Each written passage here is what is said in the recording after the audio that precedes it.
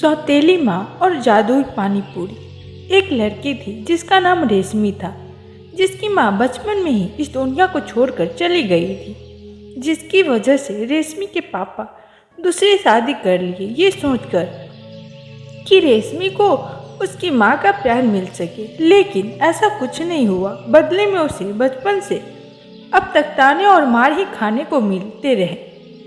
अब तो रेशमी के पापा भी स्वर्गवास हो चुके थे।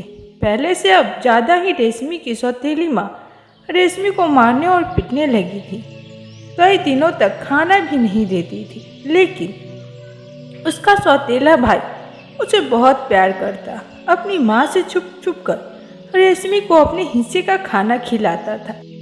एक दिन रेशमी की सौतेली माँ ने रेशमी को खाना खाते देख ली। तभी रेशमी के पास आई और उसके हाथों से थाली छीन कर फेंकते हुए बोली, कुलच्छनी, सिर्फ एक थाली खाने के लिए तेरी माँ मेरे माथे छोड़कर चली गई।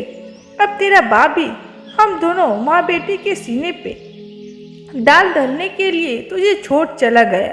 कुलच्छनी, अच्छा होता जो तू भी अपनी माँ के साथ ही इस दुनिया से चली जाती। रेशमी रोते हुए बोली, नहीं माँ, ऐसा मत बोलिए।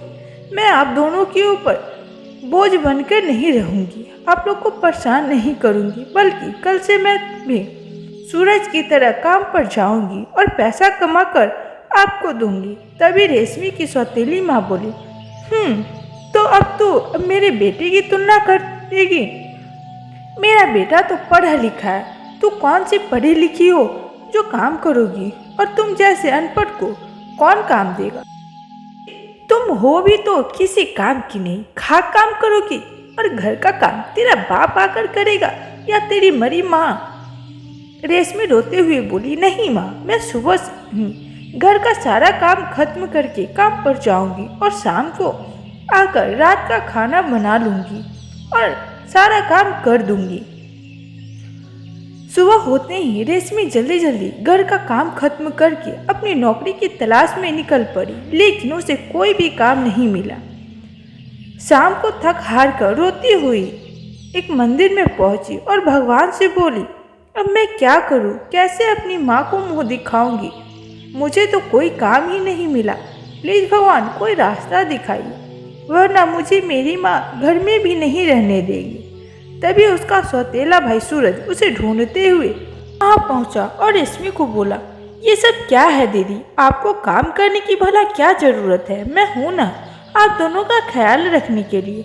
अब घर चलिए, बहुत हुआ। रेशमी से जिद करके सूरज ने रेशमी को घर ले आया। लेकिन उसकी माँ रेशमी को उल्टा पाँव घर से बाहर निकालते हुए बोली, आज के बाद मेरे घर में तुम्हारी कोई जगह नहीं है, निकल जा मेरे घर से।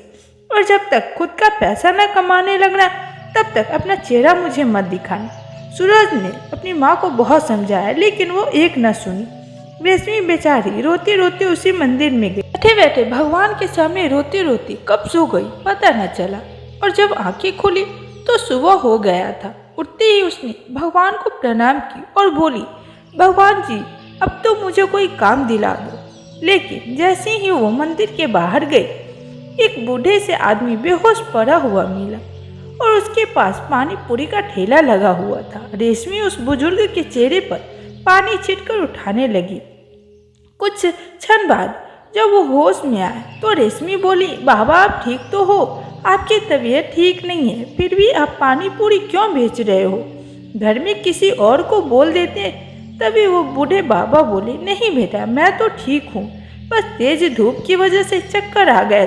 कल से मैं काम पर नहीं आऊँगा। हर रोज तो मेरा बेटा ही आता था, आज कई दिनों बाद मेरा मन किया तो बस चला आया। सोचा थोड़ा इसी बहाने घूमना भी हो जाएगा, इसीलिए चला आया। पर बेटी, तुम हो कौन और ऐसा बुझा हुआ चेहरा क्यों है तुम्हारा? तुम्हें कोई परेशानी है क्या बेटा? अगर कोई परेशानी है तो बेझिझक मुझसे बोल सकती हो। लड़की रोते हुए सारी बातें कह सुनाई। रेशमी की बातें सुनकर बुजुर्ग आदमी बोले, घबराओ मत बेटी, सब ठीक हो जाएगा। रेशमी बुजुर्ग आदमी को बोली, बाबा आप कहो तो मैं आपको आपके घर छोड़ दूँ। बुजुर्ग व्यक्ति बोले, नहीं बेटा, बस मंदिर के पीछे ही मेरा घर है और कुछ क्षण में मेरा बेटा आ ही जाएगा। तुम परेशान न हो, मैं ठीक हूँ। रेशमी बोली, ठीक है बाबा, आपकी जैसी मर्जी। इतना कहकर रेशमी बुजुर्ग व्यक्ति को प्रणाम कर जाने लगी। तभी वो बुजुर्ग व्यक्ति अपने ठेले से एक पानी पूरी एक प्लेट में रखते हुए बोले, 1 मिनट बेटा, एक छोटा सा भेंट मेरे तरफ से तुम्हारे लिए। इसे अपने साथ लेती जाओ और इसे खाना मत, बस इसे अपने सामने रखकर सच्चे दिल से जो मांगोगी वो पूरा हो जाएगा। रेशमी बहुत खुश हुई और अपने घर गई, लेकिन उसकी सौतेली माँ उसे फिर से बोलती है, जब तक तुम खुद का पैसा नहीं कमाने लगती तब तक इस घर में तुम्हारी कोई जगह नहीं है, जा घर से निकल जा।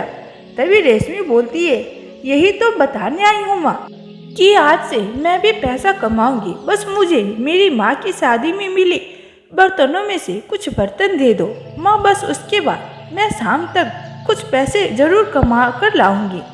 तभी सूरज बोलता है, दीदी 2-4 बर्तनें लेकर भला पैसा कैसे कमाओगी। इतना सुनकर रेशमी अपने हाथ में रखी जादुई पानी पूरी की प्लेट दिखाकर बोलती है, इसी एक पानी पूरी से हजारों पानी पूरी बेचकर सूरज और उसकी माँ आश्चर्य में पड़ जाते हैं। सूरज बोलता है, वो कैसे।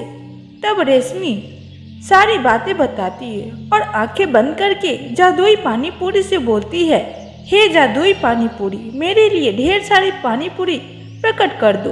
तुरंत हजारों पानी पूरी सबके सामने प्रकट हो जाता है। ये सब देखकर सूरज और उसकी माँ बहुत खुश हो जाते हैं। सूरज की माँ रेशमी को गले लगाकर माफ़ी मांगती है और बोलती है, अब से हम सब मिलकर घर पर ही पानी पूरी बेचा करेंगे।